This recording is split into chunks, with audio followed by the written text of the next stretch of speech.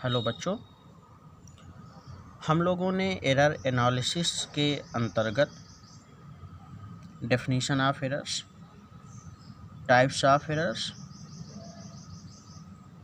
And terms used in error like as accuracy, actual and precise means यथार्थ मान, वास्तविक मान तथा परिशुद्ध मान के विषय में जानकारी प्राप्त किया। और इसी के साथ साथ हम लोगों ने लिस्ट काउंट और लिमिट ऑफ एक्यूरेसी मीन्स अल्पतमांक और यथार्थता की सीमा को भी परिभाषित किया। आज हम रिप्रेजेंटेशन ऑफ एरर के अबाउट में स्टडी करने चल रहे हैं। रिप्रेजेंटेशन ऑफ एरर मतलब त्रुटि के निरूपण। त्रुटि को किन किन रूपों में व्यक्त किया जा सकता है। तो त्रुटि को व्यक्त करने के लिए हमारे पास 3 रूप हैं। कौन कौन से? Absolute error, relative error and percentage error.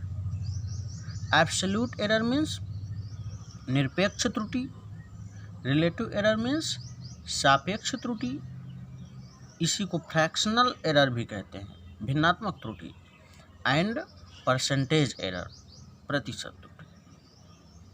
ठीक, तो यही 3 रूप हैं जिन रूपों में हम त्रुटि को व्यक्त करते हैं।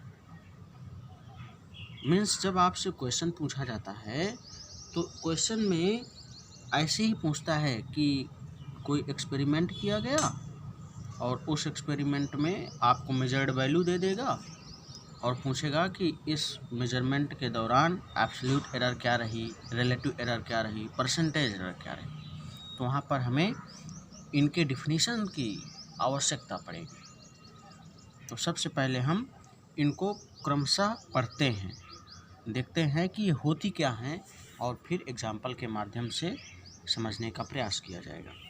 तो सबसे पहले हम लोग देखेंगे एब्सोल्यूट एरर।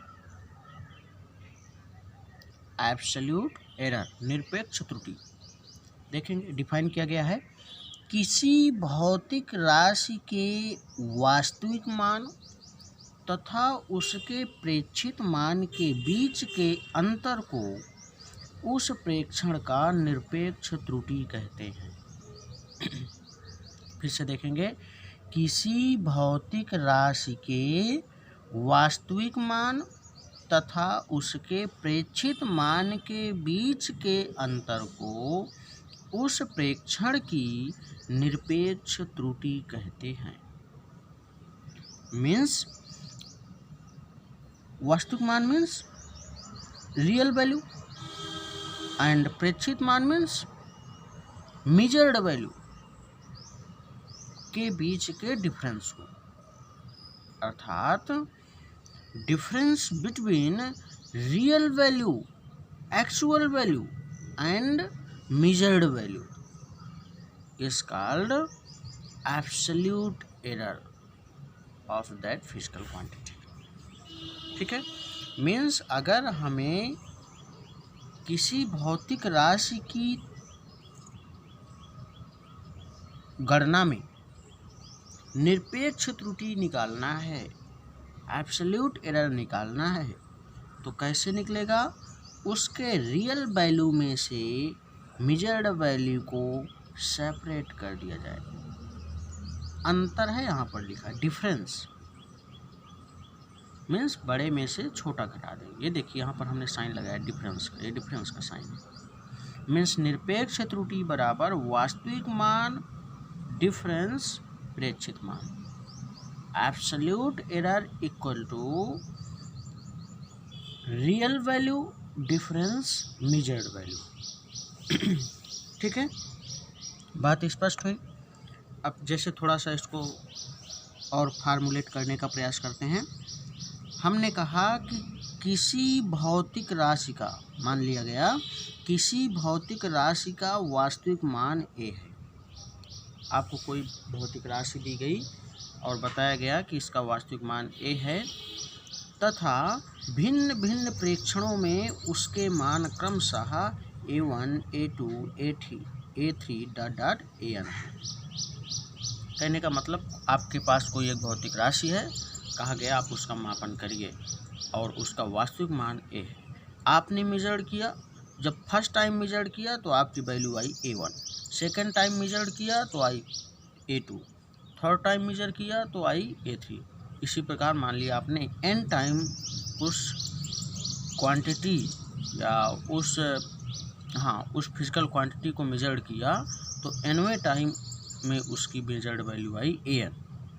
अब आपसे पूछा जाए कि प्रत्येक ऑब्जर्वेशन में मीन्स प्रत्येक मेजरमेंट में आप बताइए कि एब्सोल्यूट एरर कितनी। तो देखिए फार्मूले का अगर यूज करें, फार्मूले में हमने क्या पढ़ा, absolute error equal to actual value, real value difference measured value. तो देखिए फर्स्ट मेजरमेंट में, फर्स्ट एक्सपेरिमेंट में हमारी निरपेक्ष त्रुटि कितनी है। निरपेक्ष त्रुटि को अगर फर्स्ट टाइम जो निरपेक्ष त्रुटि है अगर उसको हम डेल्टा A1 से रिप्रेजेंट कर दें तो डेल्टा A1 इक्वल टू क्या, A डिफरेंस A1 है। रियल वैल्यू यही है ना A, और फर्स्ट टाइम मेजर्ड वैल्यू कितनी आई A1, यानी कि फर्स्ट टाइम में एब्सोल्यूट एरर कितनी आई A डिफरेंस A1। ठीक, इसी प्रकार दूसरी टाइम में कितनी आई A minus A difference A2। Third time में delta A3 equal to A difference A3 dot. इसी प्रकार nवें टाइम में A डिफरेंस AN। ठीक, तो इस प्रकार से हम लोग किसी भी मेजरमेंट में, किसी भी एक्सपेरिमेंट में यह पता कर सकते हैं कि उसमें एब्सोल्यूट एरर कितनी रही, प्रत्येक पद में अलग अलग। ठीक है ना, बात स्पष्ट हो गई। अभी इसको आगे बाद में एग्जाम्पल के माध्यम से भी समझेंगे। तो ये ऐसे फार्मूलेट कर दिया हमने। अब जब निरपेक्ष त्रुटि मिल गई तो ये जो निरपेक्ष त्रुटि मिली प्रत्येक पद के लिए मिली। अगर आपसे पूछ लिया जाए कि पूरे एक्सपेरिमेंट पर मीन्स पूरे प्रेक्षण पर निरपेक्ष त्रुटि कितनी रही, तो उसको नाम दिया गया मीन एब्सोल्यूट एरर मीन्स माध्य निरपेक्ष त्रुटि या औसत निरपेक्ष त्रुटि। मीन्स पूछ लिया जाए कि अगर पूरे प्रयोग के दौरान निरपेक्ष त्रुटि को बताइए तो आप क्या करेंगे, पूरी त्रुटि का माध्य निकाल दीजिए। अलग अलग पदों में जो त्रुटियां आई हैं उनका सबका माध्य निकाल देंगे। तो मीन एब्सोल्यूट एरर को हमने व्यक्त कर दिया डेल्टा A के ऊपर बार लगा दिया, यानी बार डेल्टा A। तो बार delta A equal to first step में जो एब्सोल्यूट एरर आई प्लस सेकेंड स्टेप में जो एब्सोल्यूट एरर आई प्लस थर्ड स्टेप में जो एब्सोल्यूट एरर आई डॉट nवें स्टेप में जो एब्सोल्यूट एरर आई अपान नंबर ऑफ एक्सपेरिमेंट या नंबर ऑफ ऑब्जर्वेशंस। ठीक है ना, मीन निकालने के ही तो फार्मूला है, पदों का योग बटे पदों की संख्या, number of terms upon sum of terms upon number of terms. ठीक है ना, तो बार डेल्टा A। अब हाँ, यहाँ पर एक चीज़ देखना है, सभी में हमने मॉड लगाया है, मीन्स हमें सभी की एब्सोल्यूट वैल्यू रखना है। मीन्स यहाँ पर देखिए हमने डिफरेंस का साइन लगाया है, तो डिफरेंस का मतलब होता है कि बड़े में से छोटे को ही घटाएंगे। ठीक है ना, अगर मान लीजिए आप छोटे में से बड़े को घटाएंगे तो वैल्यू जो आएगी वो क्या हो जाएगी, वो वैल्यू नेगेटिव में आ सकती है। अगर आप छोटे में से बड़े को सेपरेट करेंगे तो वैल्यू नेगेटिव आ सकती है। तो अगर ऐसा केस भी आपने कर दिया कि बड़े में से छोटे में से बड़े को घटा दिया है तो उस केस में आप उसके पॉजिटिव साइन को ही यूज़ करेंगे। यहाँ पर मॉड का मतलब यही है। ठीक है ना, मीन्स मीन एब्सोल्यूट एरर का फार्मूला क्या है, delta A1 plus delta A2 plus delta A3 dot delta AN upon N। या इसी को अलजेब्रिक फॉर्म में हम ऐसे भी लिख सकते हैं, आप लोग अलजेब्रा में लिखते हैं ना ऐसे। 1/n, ये n है ना, 1/n summation from i equal to 1 to i equal to n modulus of ai। बात क्लियर हो गई। तो इस प्रकार से ये हो गया आपका absolute error and mean absolute error. ठीक, ये देख लीजिए, इधर अभी आपने फार्मूला नहीं दिखाई पड़ रहा था, ये देखिए हमने लिख दिया है ना, mean absolute error equal to bar delta A equal to modulus of delta A1 plus modulus of delta A2 plus dot dot plus modulus of delta AN upon n। Algebraic form में 1/n summation of from i equal to 1 to i equal to n modulus of delta AI। ठीक है ना।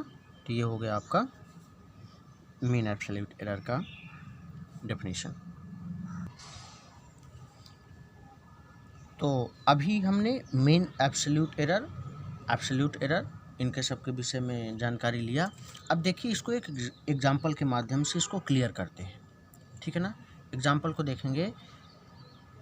Question example है, in simple pendulum experiment. कोई एक बच्चा है, कोई एक स्टूडेंट है, वो सिंपल पेंडुलम का एक्सपेरिमेंट कर रहा है और उस पेंडुलम के टाइम पीरियड को कैलकुलेट करने के लिए प्रयास कर रहा है। ठीक है ना। तो देखिए टाइम पीरियड उसने क्या कैलकुलेट किया, इसको देखते हैं। उसने फर्स्ट टाइम जब कैलकुलेट किया तो उसको टाइम पीरियड मिला 2.63 सेकेंड।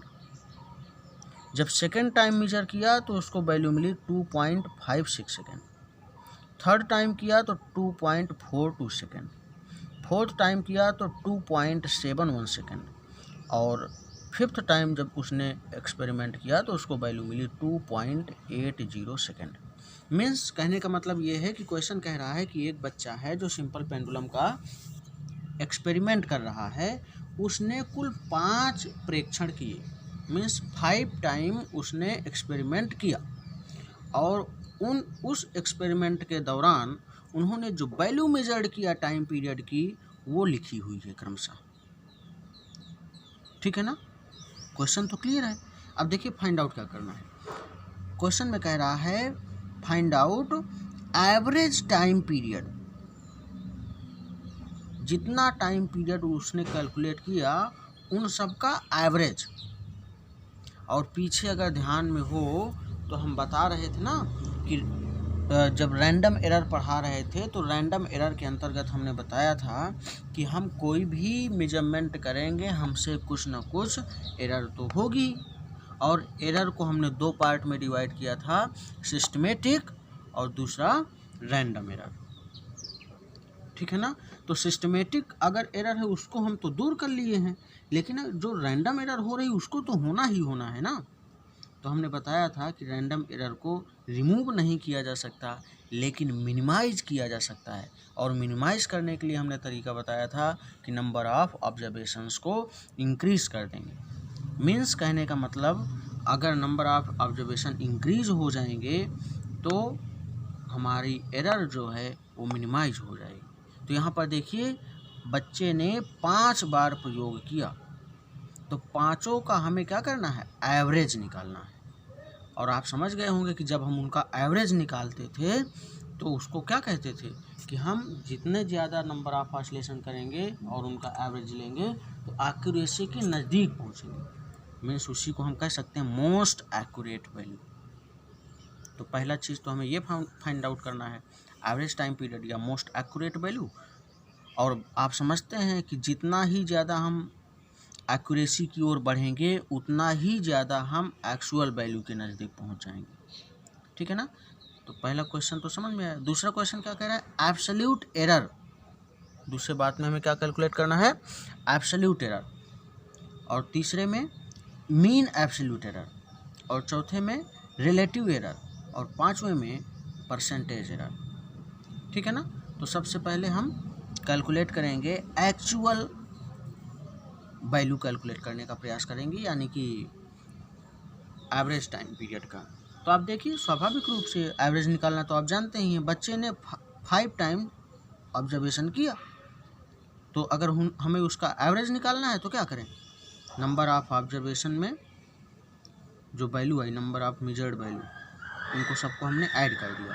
फर्स्ट टाइम में 2.63 प्लस 2.56 प्लस 2.42 प्लस 2.71 प्लस 2.80, सभी में जो वैल्यू आई उसको ऐड कर दिया और डिवाइड किससे कर दिया, नंबर ऑफ ऑब्जर्वेशन से। तो हमें वैल्यू जब इनको ऐड किया तो वैल्यू मिल गई 13.12 अपॉन 5, डिवाइड किया तो हमें मिल गया 2.62 सेकेंड, यानी 2.62 सेकेंड ये क्या है, ये है एवरेज टाइम पीरियड, या इसी को हम कह सकते हैं मोस्ट एक्यूरेट वैल्यू। और आप समझ गए होंगे कि अगर हम मोस्ट एक्यूरेट वैल्यू की ओर बढ़ रहे हैं तो इसका मतलब क्या हुआ, हम एक्चुअल वैल्यू की तरफ बढ़ रहे हैं, मीन्स रियल वैल्यू की तरफ बढ़ रहे हैं। बात स्पष्ट है ना। पीछे हमने इसीलिए एक्चुअल, एक्यूरेट और प्रिसाइज तीनों को डिफाइन किया था। तो वहाँ पर हमने एक्यूरेट का मतलब बताया था कि एक्यूरेट का मतलब हम एक्चुअल की तरफ बढ़ते चले जा रहे हैं, एग्जाम्पल भी दिखाया था वहाँ पर, ठीक है ना। तो अब यहाँ पर हमें एक्चुअल वैल्यू नहीं पता थी, आपको ध्यान में है ना कि हमें एब्सोल्यूट एरर निकालने के लिए एक्चुअल वैल्यू की आवश्यकता पड़ेगी, और यहाँ पर नहीं पता थी। तो यहाँ पर टाइम पीरियड के जब हमने एवरेज निकाला तो हम इसी को मानेंगे एक्चुअल वैल्यू या रियल वैल्यू, मीन्स आपको मिल गई एवरेज टाइम पीरियड, या यही है आपका real value, means real value A equal to आपको मिल गया ये। और पांचों प्रयोगों में आपको अलग अलग मेजर्ड वैल्यू भी मिल गई है। पहली मेजर्ड वैल्यू की A1 से व्यक्त किया, दूसरे मेजर्ड वैल्यू को A2 से, तीसरे को A3 से, चौथे को A4 से, पांचवें को A5 से, ठीक है ना। तो अगर हम आपसे पूछें कि आप बताइए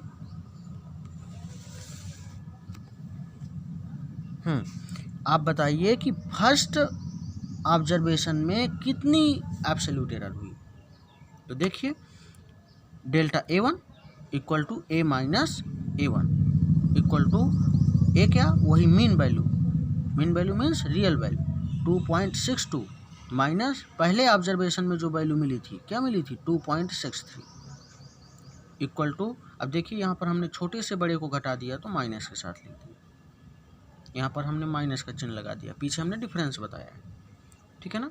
तो माइनस लगा दिए, कोई बात नहीं, बाद में हम इसका जब हम मार्क निकालेंगे तो अपने आप ही प्लस में हो ही जाएगा। इसी प्रकार A2 हमने निकाल लिया, delta A2 A minus A2 2.62 minus 2.56 equal to 0.06। फिर डेल्टा A3 निकाल लिया, A minus A3 equal to 2.62 minus 2.42 equal to 0.20। फिर फोर्थ एब्सोल्यूट एरर निकाल लिया, तो delta A4 equal to A minus A4 equal to 2.62 minus 2.71 equal to minus 0.09। पाँचवें में delta A5 equal to A minus A5 equal to 2.62 minus 2.80 equal to minus 0.1, ठीक है ना।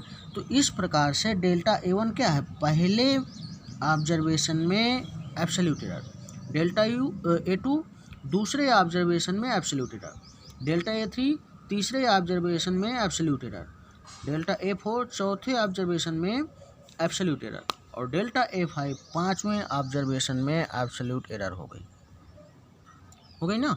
तो ये दूसरे क्वेश्चन के अंतर्गत हमने एब्सोल्यूट एरर निकाल लिया।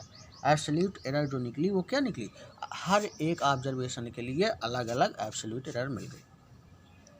फिर अगला क्या था, मीन एब्सोल्यूट एरर निकालना, मीन्स पूरे प्रयोग के दौरान एब्सोल्यूट एरर कितनी रही, माध्य निरपेक्ष त्रुटि।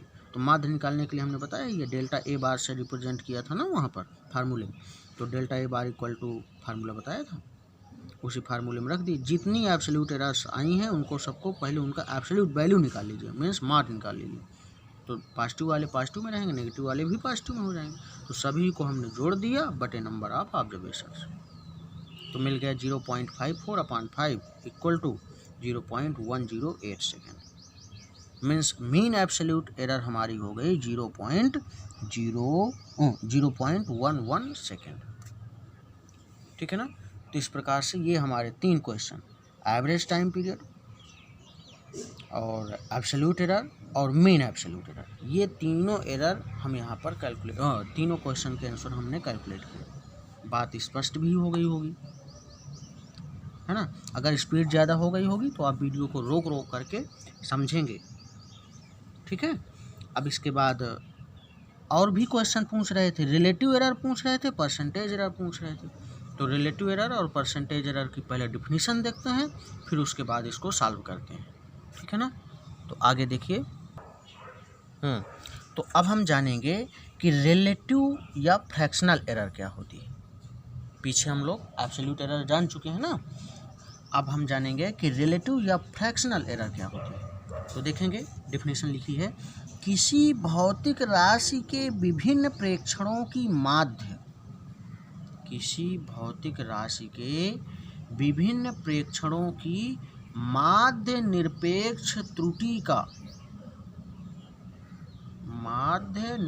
त्रुटि का भौतिक राशि के वास्तविक मान के साथ अनुपात मापन की भिन्नात्मक त्रुटि कहलाती है। Means ratio of mean absolute error and real value. ये देखिए क्या लिखा है, किसी भौतिक राशि के विभिन्न प्रेक्षणों की माध्य निरपेक्ष त्रुटि मीन्स मीन एब्सोल्यूट एरर का भौतिक राशि के वास्तविक मान के साथ अनुपात मीन्स रियल वैल्यू के साथ अनुपात, अर्थात relative error equal to delta A upon A means mean absolute error upon mean value. Mean value का मतलब एक्चुअल वैल्यू, रियल वैल्यू, ठीक है ना। बात क्लियर हो गई ना। अब यहाँ से फिर आगे देखेंगे। अब पीछे हमारा जो क्वेश्चन था उस क्वेश्चन को यहाँ पर क्लियर करेंगे। क्वेश्चन में रिलेटिव वैल्यू और रिलेटिव एरर और परसेंटेज एरर कैलकुलेट करना था।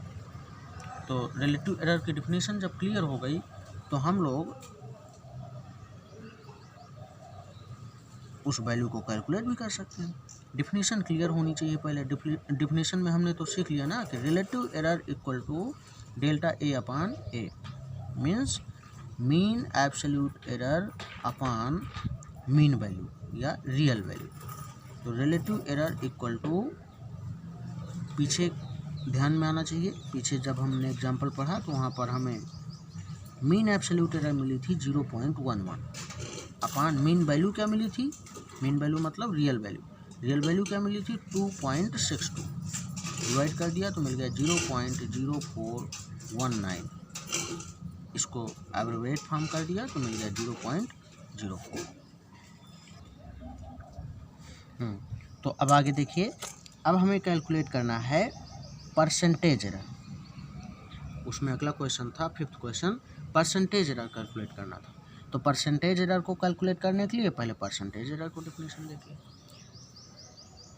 तो देखिए पीछे हमने रिलेटिव या फ्रैक्शनल एरर कैलकुलेट किया, अब परसेंटेज एरर की डिफिनेशन देखना है। तो ये तो बहुत आसान है, कह रहा है यदि भिन्नात्मक त्रुटि को प्रतिशत में व्यक्त कर दिया जाए, यदि भिन्नात्मक त्रुटि को मीन्स फ्रैक्शनल एरर को परसेंटेज में रिप्रेजेंट कर दिया जाए तो वही है परसेंटेज एरर। कहने का मतलब इसमें हमें कुछ करना ही नहीं, जो हमारी रिलेटिव एरर पीछे मिली है उसी को परसेंटेज में कन्वर्ट कर दो, मीन्स 100 से मल्टीप्लाई कर दो तो बन जाएगी परसेंटेज एरर, ठीक है ना। Means percentage error equal to relative error means delta A upon A into 100। तो पीछे जो हमारा एग्जाम्पल था उसमें अगर हम परसेंटेज एरर निकालें तो परसेंटेज एरर इक्वल टू, अभी हमने रिलेटिव एरर निकाला है ना, रिलेटिव एरर कितनी आई 0.04 इंटू 100 कर दिया तो मिल गया 4%। मीन्स इस पूरे एक्सपेरिमेंट के दौरान बच्चे ने जो परसेंटेज त्रुटि, बच्चे की जो प्रतिशत त्रुटि रही वो 4% रही, जो रिलेटिव एरर रही वो 0.04 रही, और जो मीन एब्सोल्यूट एरर रही वो कितनी आई थी 0.11 आई थी, और सभी पदों में अलग अलग एब्सोल्यूट एरर जो आई थी वो पीछे हमने कैलकुलेट किया था, ठीक है ना। तो इस प्रकार से आपका रिप्रेजेंटेशन ऑफ एरर के अंतर्गत तीनों रिप्रेजेंटेशन, एब्सोल्यूट एरर और रिलेटिव एरर और परसेंटेज एरर, तीनों को हमने समझाने का प्रयास किया। उम्मीद है आपको समझ में भी आया होगा। अब आपको इनसे संबंधित आंकिक प्रश्न को सॉल्व करना है, ठीक है ना। आप इनको लिखेंगे और आंकिक प्रश्न को सॉल्व करेंगे, तब ये बातें और क्लियर हो जाएंगी। सिंपल सी बात रही कि अगर आपको अगर आपको एब्सोल्यूट एरर निकालना है तो absolute error means real value difference measured value, ठीक है ना। मीन एब्सोल्यूट एरर निकालना है तो sum of absolute errors upon number of observations, है ना। फिर रिलेटिव एरर निकालना है तो रिलेटिव एरर मतलब mean absolute error upon real value. और अगर आपको परसेंटेज एरर निकालना है तो रिलेटिव एरर इंटू 100। सब एकदम आसान से था, ठीक। बात स्पष्ट हो गई। Okay, thank you.